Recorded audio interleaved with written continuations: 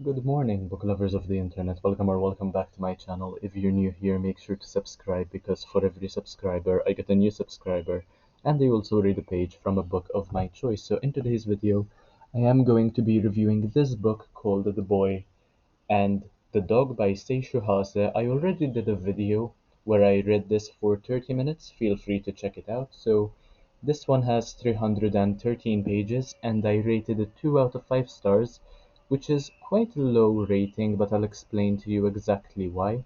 I know that this book is generally loved by others. It has quite a high average rating. In fact, I'll let you know right now, I'm on Goodreads. It has a 4.01 average rating, which is actually quite high, so me rating it rather differently might come as a surprise to you. However, I thought this would be a fun read, but it is absolutely imbued with death, and therefore it didn't really meet my expectations.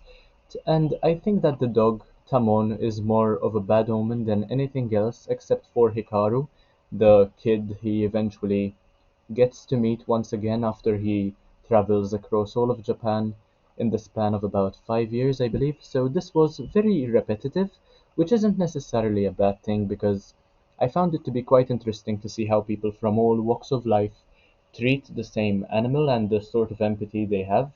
And there are several short stories over here. We have the man and the dog, the thief and the dog, couple, prostitute, old man, and finally the boy and the dog. So there are several different perspectives, which was interesting in its own way, and maybe one of the reasons why I didn't rate it lower than 2 stars. So I especially don't like how the story ended, and now there will be a bit of a spoiler here, so feel free to click away if you don't want to be spoiled for the book and if you haven't read it yet. So I don't like how it ended with the dog dying, so this was just a tactic to get more brownie points from critics to create some sort of sense of empathy for us to feel bad about the dog, and it was completely pointless and unnecessary, and it was blatantly obvious that it was only done so that critics would leave a good rating, which I suppose they did.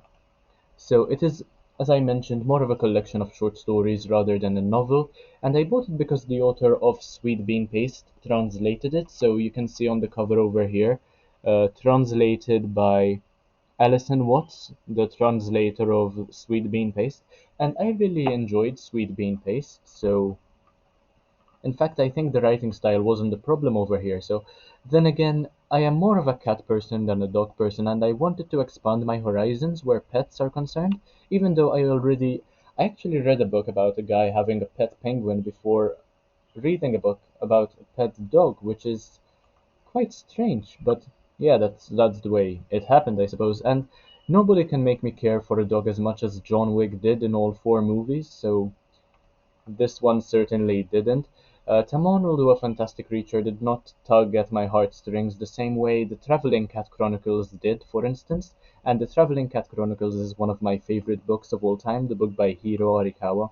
And I didn't even shed a tear when this one concluded. I didn't much care for the dog, even though we were meant to see um, him travel across Japan for such a long time.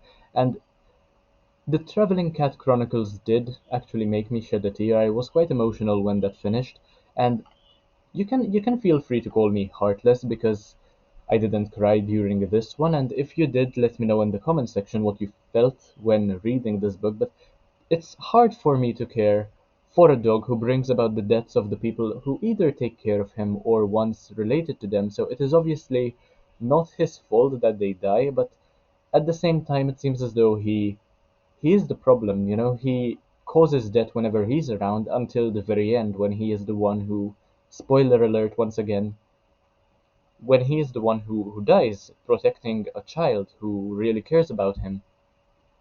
So it really soured my appreciation and experience of this read, the constant death towards the ending of every single story. I could anticipate what was about to happen.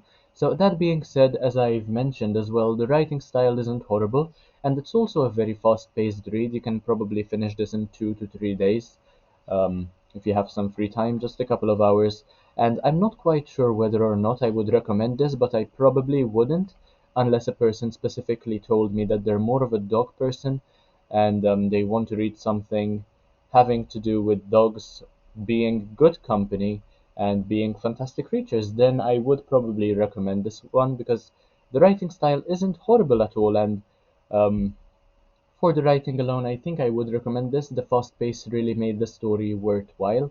So I was spoiled for this one myself, but the spoiler didn't change anything for me. So I went on Goodreads to see how people were rating this, and I just read what happened in the end, but it didn't really change my impression or understanding of the book in any way. If anything, I was curious to see how the spoiler would happen. So, anyway, that is all I have to say about the Boy and the Dog by Seishu Hase, another book translated from the Japanese to add to my collection. And yeah, if you enjoyed this, make sure to like, comment, share, subscribe. Check out the rest of my content and let me know what you think because I reply to every single comment. So thank you so much for watching and I will see you in the next one, hopefully very, very soon. Bye guys.